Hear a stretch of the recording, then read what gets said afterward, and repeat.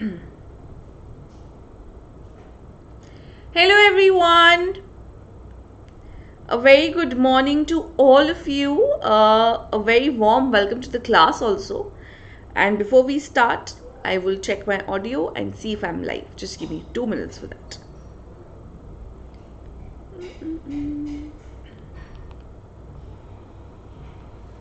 Hello everyone. A very good morning to all of you. A very warm welcome to the class also. And before we start, I will check my audio and see if I'm live. Just give me 2 minutes for that. Okay.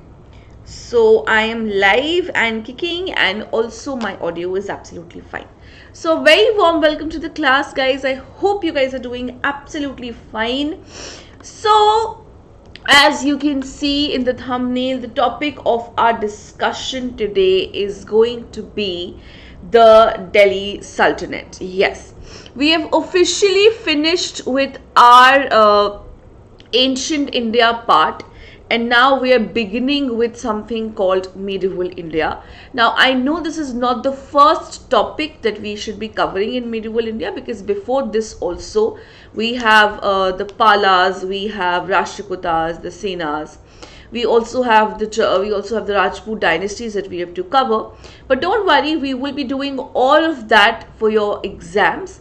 But I thought that let's start with the Delhi Sultanate, because these are big chunks of topic, and if we are able to finish this, a major portion of our medieval Indian history would be finished. Okay, so I really hope that you have a clear understanding of this. So before I begin, I would request everyone to join the Telegram group. The link has been given here. The link has also been given in the description box down below. Now, why should you join the Telegram group? Now, this is where it gets interesting. First of all, here you will get updates regarding the classes, and most importantly, the files that we upload, and whatever we upload, you will be notified about it. You will be getting the PDF versions of those files, and hence your preparation is never going to suffer. You will have your notes handy. You need not make it again and again. You can just revise from your notes. Okay. So without any further ado, let's jump into the chapter and let's talk about the Delhi Sultanate. Alright, so that is our topic of discussion for today. Now, before I begin, let me give you a brief context about what we are doing, why we are doing, what happened before this, how it all happened. Let's start with that. Now, Islam had come into this world in 612 AD. Okay, and this first came in Saudi Arabia, which is Mecca and Medina. From there it spread to rest of the West Asian countries. Okay, now what happened? India has always had trade relations with Arabia, because we have been importing horses from Arabia. What we have been doing? We have been importing horses from Arabia. Yes. So India always had trade relations with them. So our first contact with the Islamic world, I'm sorry for using these terms, but I just wanted to make sure that you have an understanding. This is nothing against, I will not be talking against any religion per se, nothing like that. Just talking about, whatever has happened. So our first contact with the Islamic world happened in 8th century AD. Okay, with how? So we have a lot of Arabic traders. Fine, we have what? We have a lot of Arabic traders coming on to the coast of Kerala. All right. And most of them even settled there. Okay, a lot of people even settled there. Fine, but yes, that is the first contact with the Arabic traders. Fine. Now this is also our first contact with the Islamic world. After Islam came into being, this is also our first contact with the Islamic world. Now, a lot of things had started happening. So after we came in contact with the Islamic world, so other things started happening. Now we have to understand about two very, I would not say very important, but yes, important from a historical perspective.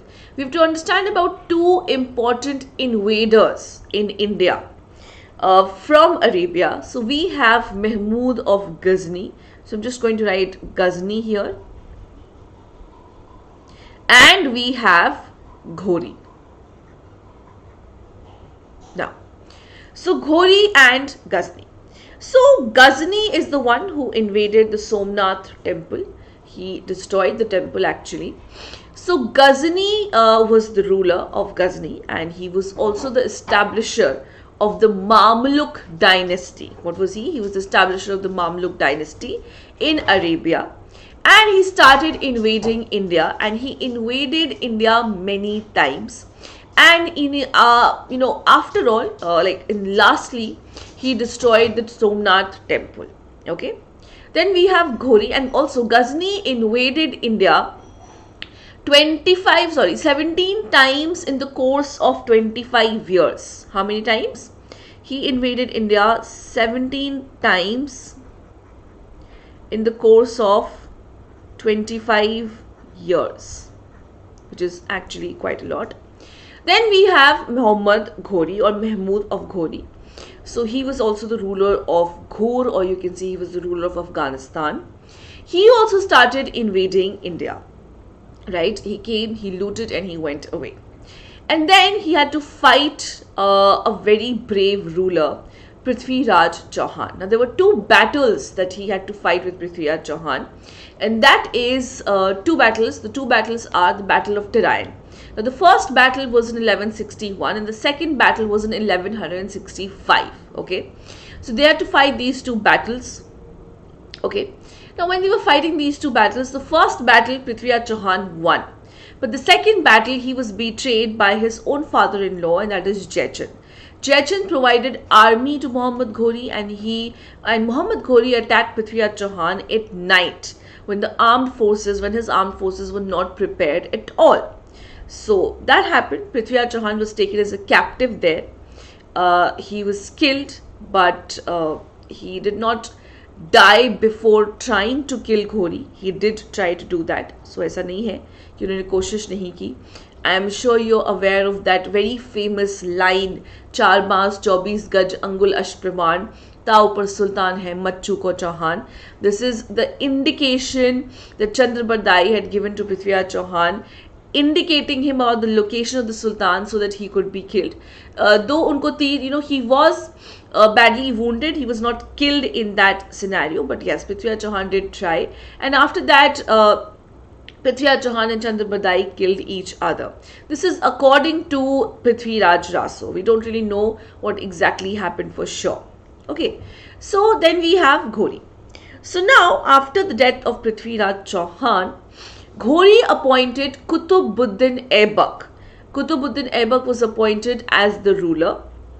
Kutubuddin Aibak was the slave of Muhammad Ghori, and he was the one who laid the foundation of the Delhi Sultanate, or the slave dynasty in India, or also known as the Mamluks. Fine. So this is where we will start with our lecture today. Okay. Now, whatever I have explained just now, if you could please let me know if you have any doubts here. Otherwise, we will continue. So Muhammad Ghori had appointed Kutubuddin Aibak to be what? To be the ruler. Fine. And Kutubuddin Aibak was the one who laid the foundation of the slave dynasty in India, also known as the Mamluks.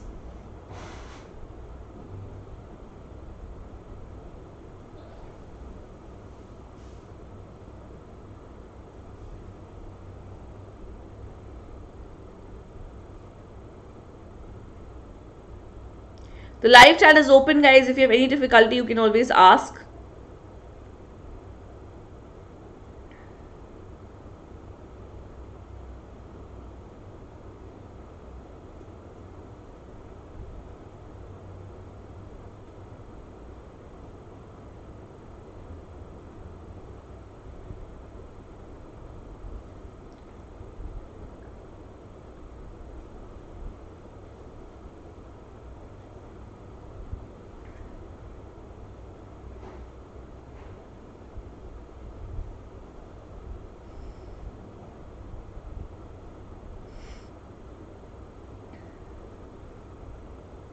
Alright, okay, so then let's start with our discussion on Delhi Sultanate.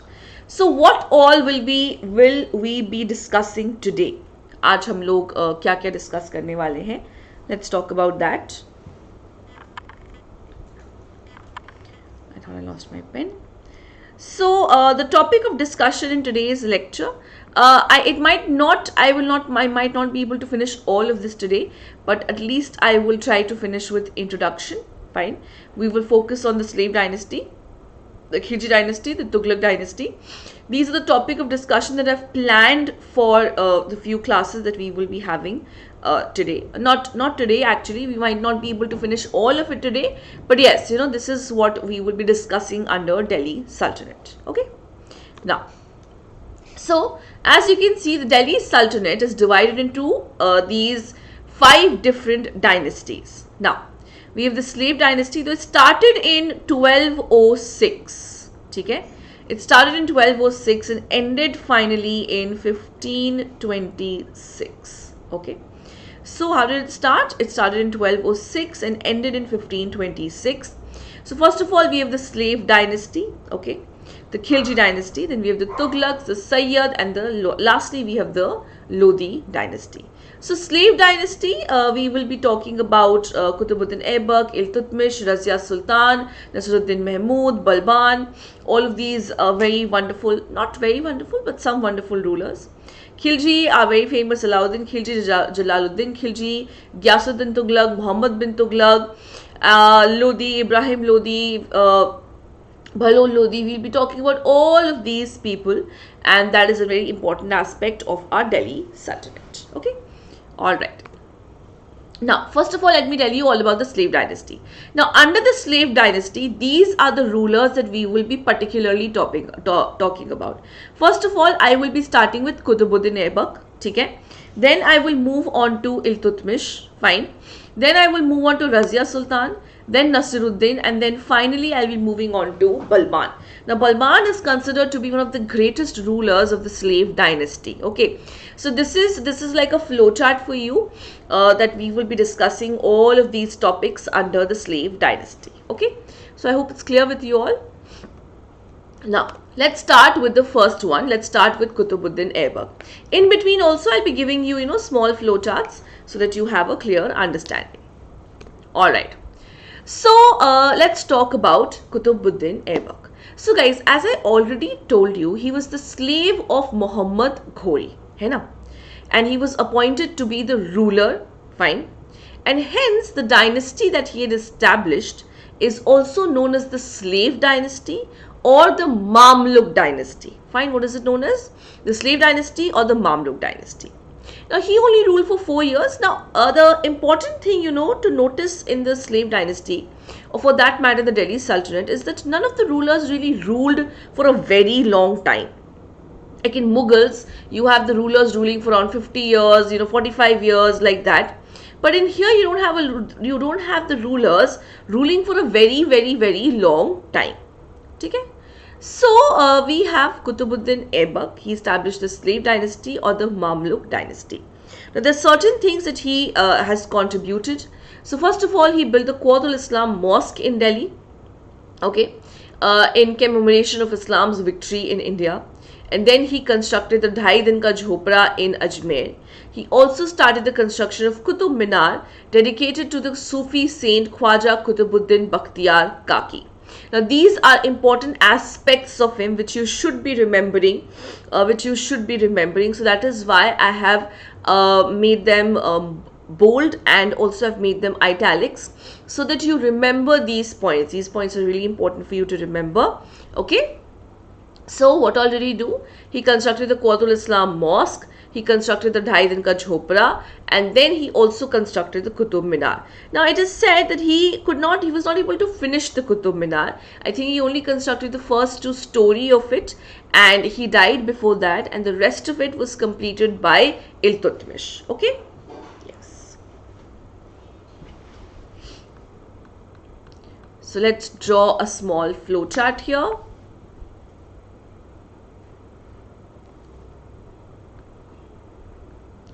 Though flowcharts are already given, I am also drawing it for you.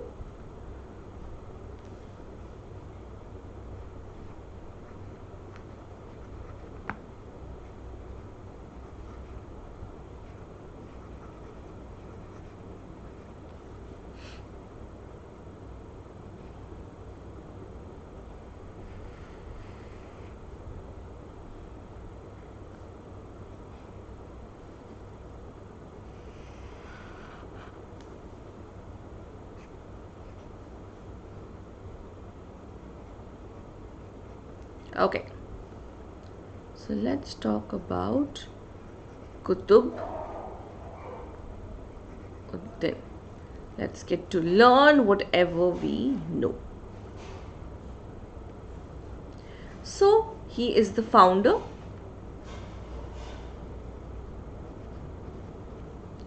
of slave dynasty.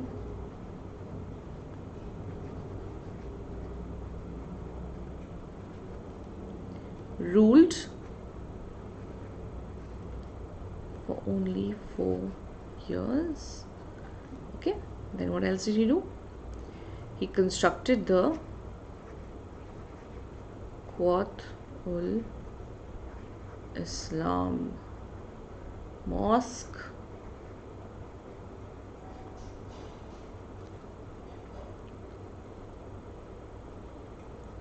ढाई दिन का झोपड़ा in Ajmer, and then he also constructed the Qutub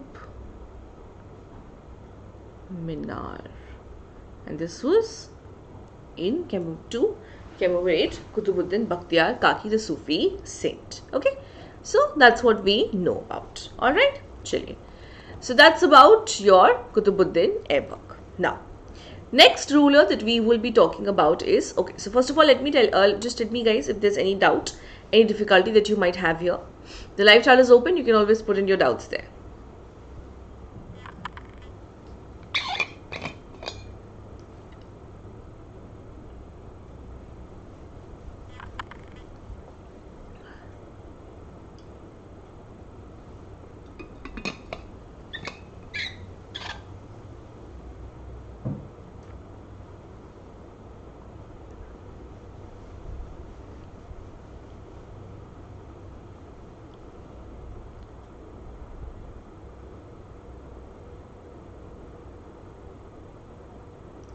Anything that you might not have understood, you can just let me know.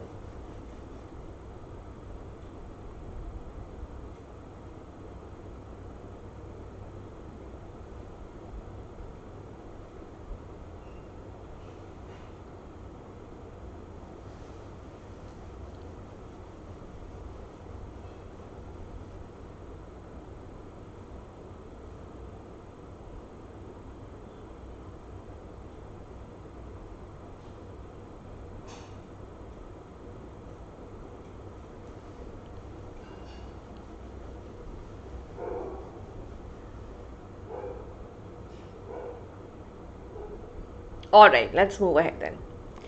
Now let's talk about Iltutmish. Okay, so his original name was Shamsuddin Ilyas. Fine. And he was the son-in-law of Qutbuddin Aibak. So Iltutmish was married to Aibak's daughter, and he became the next ruler. There are certain important points that we must know about him. His Mongol policy had saved India from the attack of Genghis Khan. So what is his major contribution?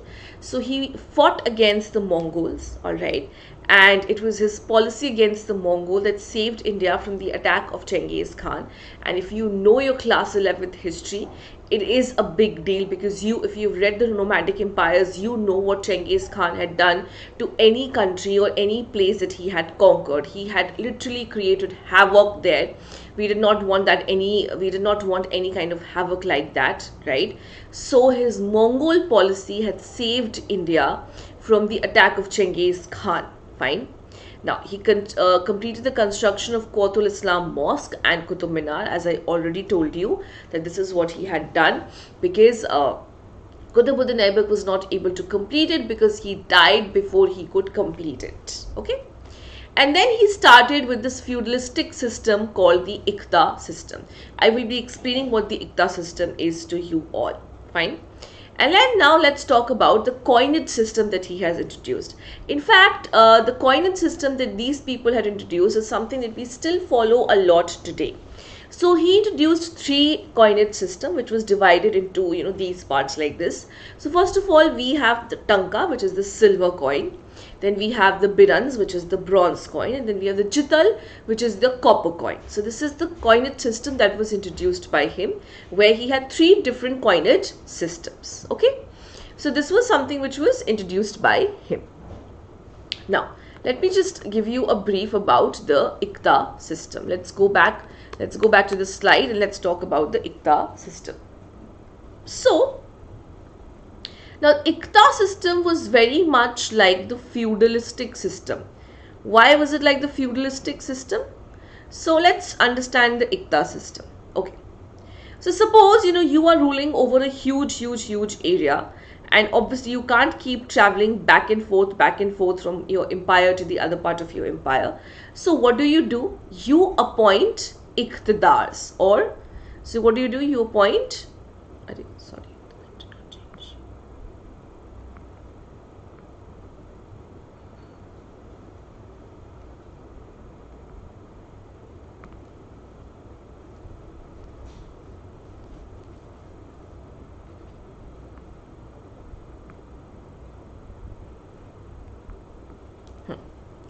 So you appoint what? Iqtidars. Fine. Who are Iqtidars? Now, Iqtidars are given land. Now, this land is known as Iqtas. Okay. What is it known as? It is known as your Iqtas. Fine. Now, what is the responsibility of the Iqtidars of this land? So, when the Iqtidar is given this land, he also has certain responsibilities, like he has to collect revenue. That is one thing. Okay. Then he has to expand agriculture.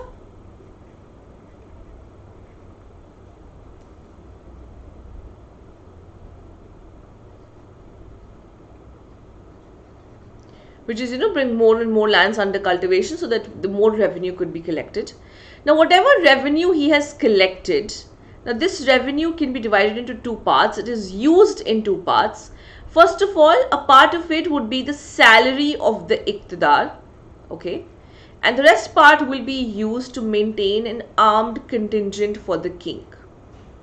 Okay, so this is how Iqtidari system can be explained. This is how Iqtidari system actually happens. So what do?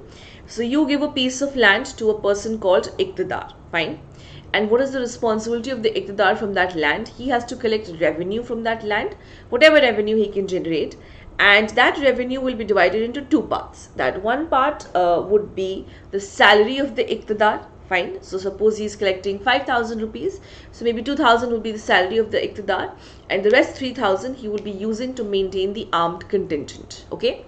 And then he also has to expand agriculture because he has to bring more and more land under cultivation, right? Why? So that the revenue base could be improved. Okay. So this is what your Iqta system is all about. Please let me know if you've understood or not. I am waiting. Just let me know in the live chat if there's any difficulty here.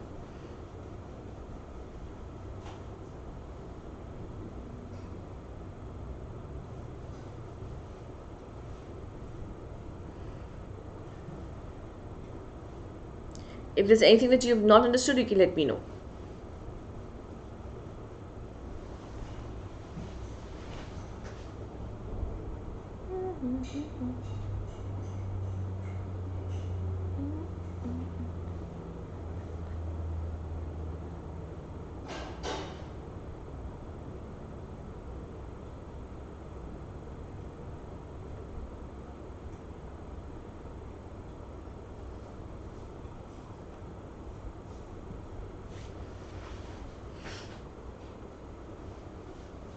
Any doubts, any difficulty, anything that you might not have understood?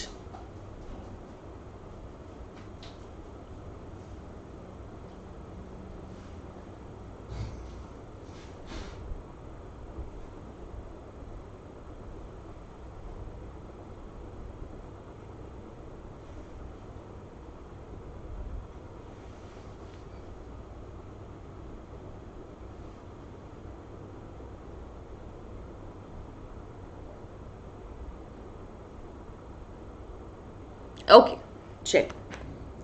So let's write about Iltutmish now. Let's see what all do we know about him.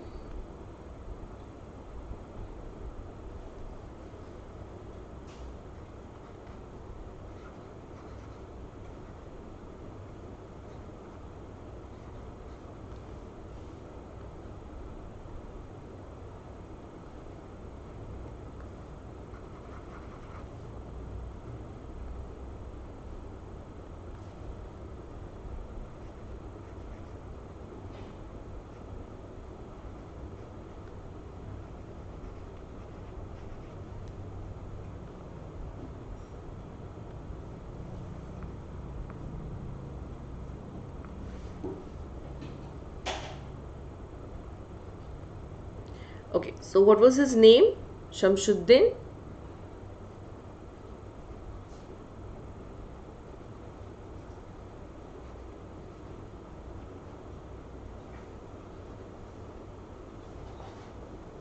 Ilyas. ठीक है?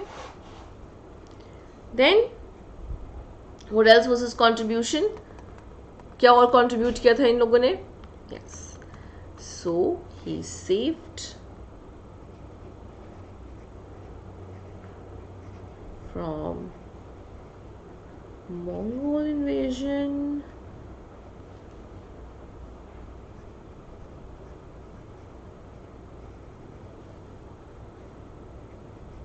completed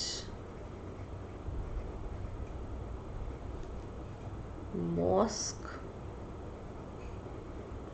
and minar, and he also introduced the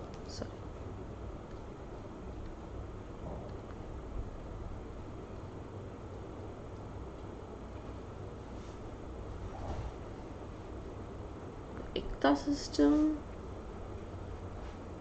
and the coinage. Okay, so this is what we know about Iltutmish. Okay, all right, now let's move on and let's talk about Razia Sultan, a very important ruler. Why is she so important, guys? Because she is also the first woman ruler in the Indian history. Yes, absolutely, she's the first woman ruler in Indian history. Now, Iltutmish had many sons. Rukuddin, Nasiruddin, he had many sons. Actually, he had 5 sons. But he appointed his daughter to succeed him. You know why? Because none of his sons were worthy enough to be able to sit on the throne of Delhi. You know why? Because they were always involved in merrymaking, drinking, dancing, all of these aspects. Fine. In fact, when Iltutmish had declared Razia to be the next ruler, the Chahal Gani, so we have the 40 nobles here. We have a corp of 40 nobles who were responsible for various things in the Delhi Sultanate. Like some was prime minister, some was looking after finance, some was looking after law and order. So these nobles were definitely against the fact that they would now be ruled by a woman and they would have to listen to a woman. They did not want that to happen, right? So what did they do? So she was the first woman ruler in the Indian history, and she ascended the throne by removing her brother, whose name was Rukuddin Firoz. Yes, she removed her brother because the brother was not worthy enough to be a ruler because he was a big drunkard. Okay, now she was the first woman ruler in the Indian history. There are a lot of controversies regarding her, and these are the controversies which ultimately led to her demise also. So there's one major controversy that said that she was in love with Malik Yaqut. Now, who was Malik Yaqut? Malik Yaqut was an Abyssinian slave that she appointed in charge of cavalry. Yes, he was appointed in charge of cavalry, and he was appointed in charge of the cavalry, of the horses, of the horse troops. And it is said that he was given such an important position because Razia Sultan was in love with him. Now, her rule created a lot of differences in the Chehelgani, the 40 nobles. So, I already told you that these 40 nobles were not at all in favor of Razia Sultan becoming their ruler because they did not want to be ruled by a woman. That was something which was not tolerable to them. So then she married the Altunia, who was the governor of Bhatinda.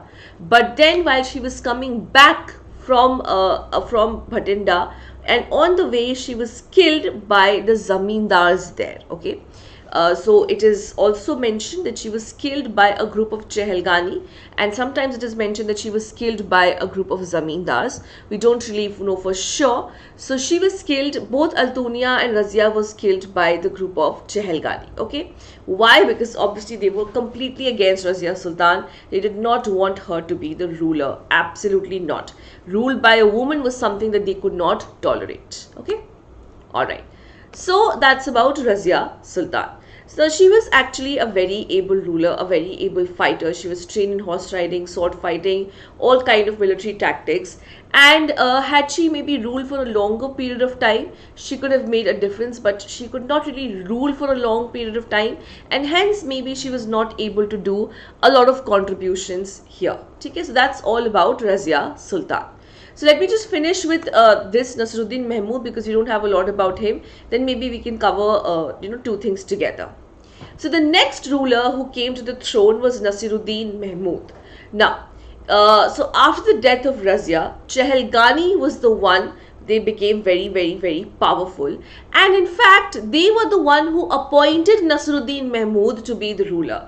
Now, why do you think he would have been appointed? Now, he was a philosophical person. He was interested in philosophy. He was not really interested in ruling. He was in fact inefficient in ruling. So why do you think he would have been appointed? There's a reason to that. Now, obviously the Chehelgani wanted the powers to be with them. They wanted the powers in their own hands, and that is why they could not tolerate a ruler as strong as Razia Sultan. And hence they appointed Nasruddin Mahmud, who could be like a puppet in their hands. But obviously he could not rule for a very long time, and he was dethroned by his prime minister Balban, who is the greatest ruler of the Delhi Sultanate of the slave dynasty. Okay, all right.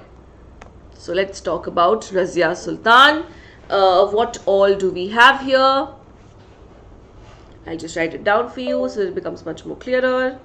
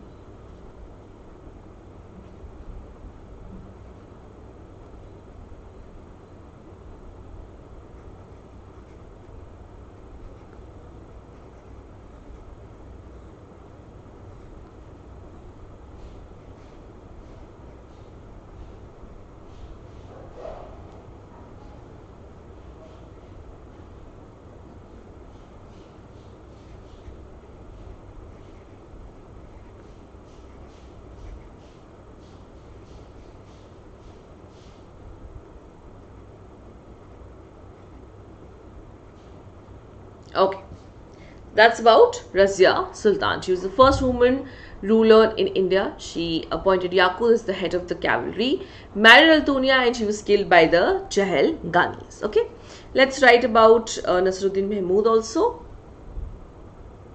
There's nothing much to write about him, but still we will write about him. क्या हो रहा है?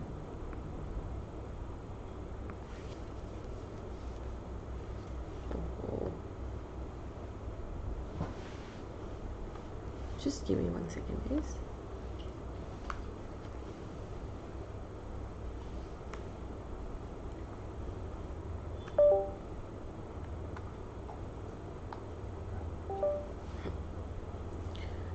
So now let's write about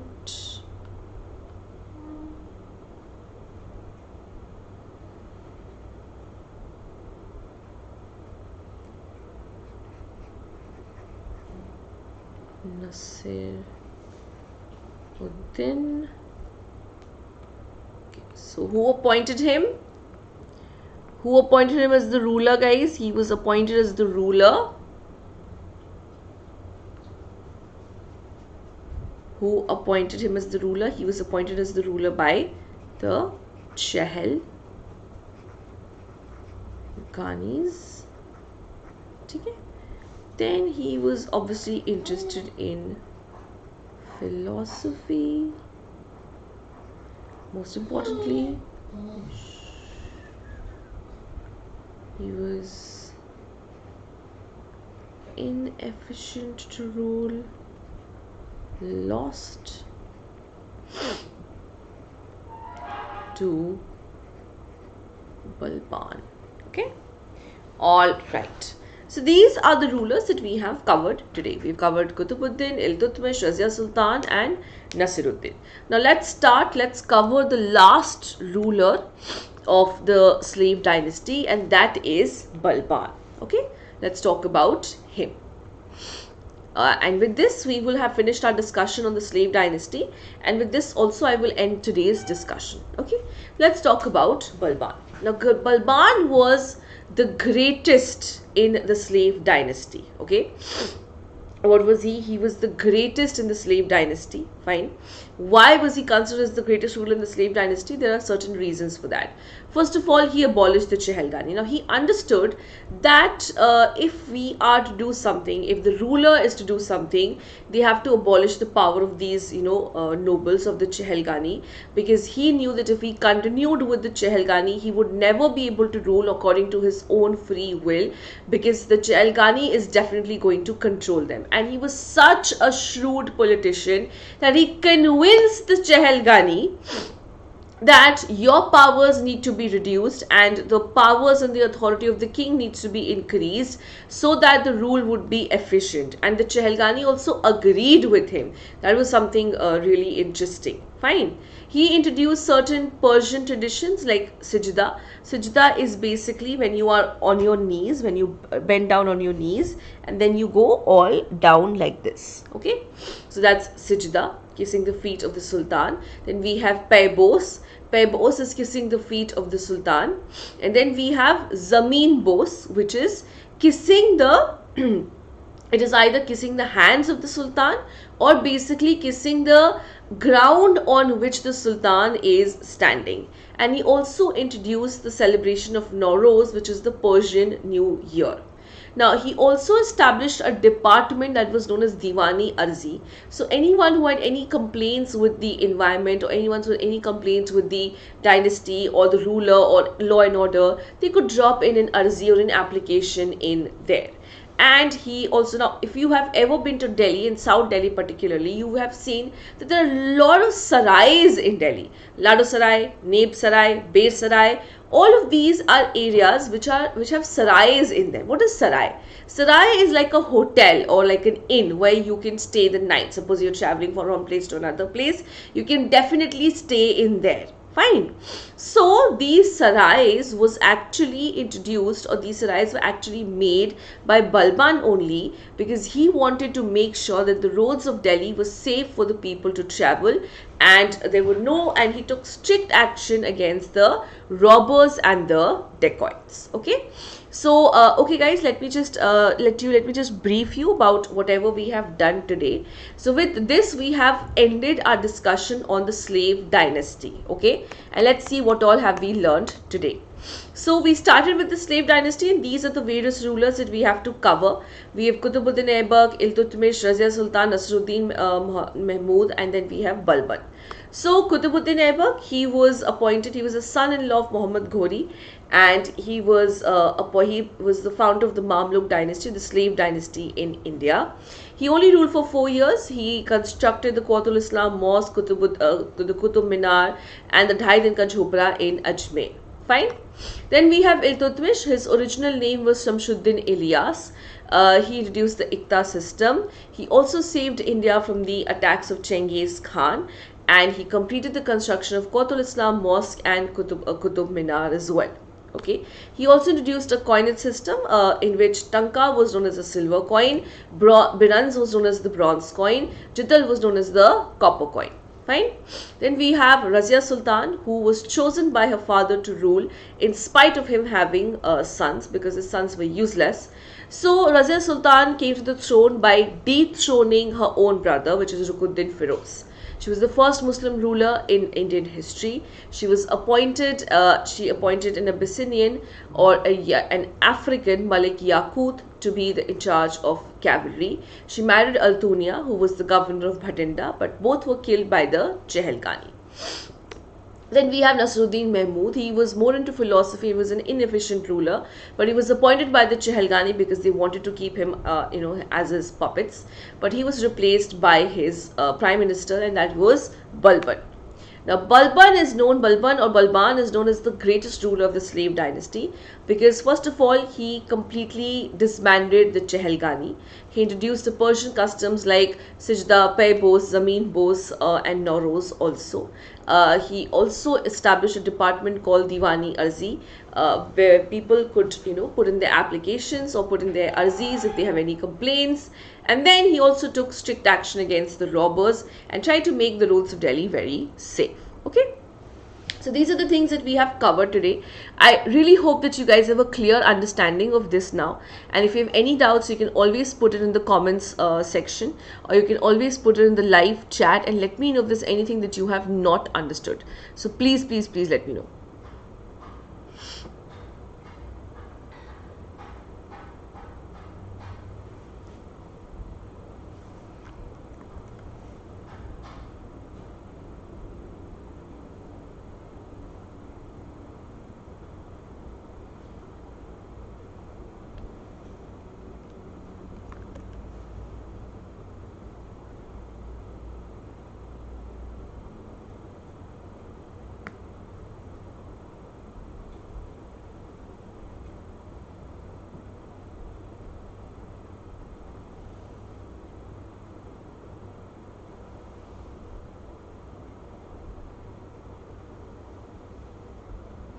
Any doubt, any difficulty that you might have, you can always let me know, guys, please, if there's anything that you don't understood.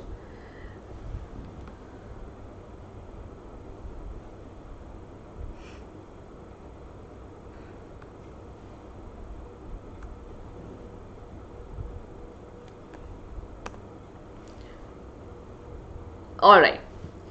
Okay, so I'm going to end the session here, and I would request everyone to join the Telegram channel. The link has been posted in the description box. Why is it important for you to join the Telegram channel? Because this is where you will get updates regarding the classes, okay? And you will also get your notes from here. So this is very, very, very important for you to do so, because then your preparation is never going to get hampered. Now, also before you all leave, I would request all of you to please, please, please like the video, share it with your friends, comment on it if there's anything you want us to explain, if there's anything you did not like, if there's anything you liked, you can tell us all about it. And also, please guys, subscribe to the channel. We are already at 77 subscribers. I would really like to hit 100 subscribers as soon as possible. So please do subscribe to the channel. Press the bell notification on so that you get notified whenever we come online or we post a new video. Okay, so thank you so much for joining me here. It was an absolute pleasure to have you all here, and I will now be seeing you all in the next class. Thank you so much. Take care, guys. Thank you.